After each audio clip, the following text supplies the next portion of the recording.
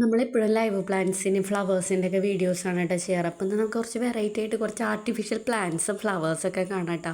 അപ്പം നമ്മൾ ഭയങ്കര അപ്രതീക്ഷിതമായിട്ടാണ് കേട്ടോ ഈ ഒരു ഷോപ്പിലേക്ക് പോകണം. ചേട്ടൻ്റെ വർക്കിന് ആവശ്യമുള്ള കുറച്ച് സാധനങ്ങൾ വാങ്ങാനുണ്ടായിരുന്നു.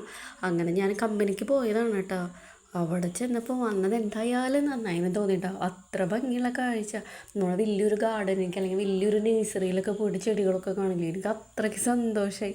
പൂക്കളുകൾ പറയണ്ട കേട്ടോ, പല കളറുകൾ, ഡിസൈനുകൾ, അതുപോലെ തന്നെ നമുക്ക് സ്റ്റേജ് ഡെക്കറേഷനൊക്കെ യൂസ് ചെയ്യാൻ പറ്റിയിട്ടുള്ള ഫ്ലവേഴ്സൊക്കെയാണ് കേട്ടോ അത്.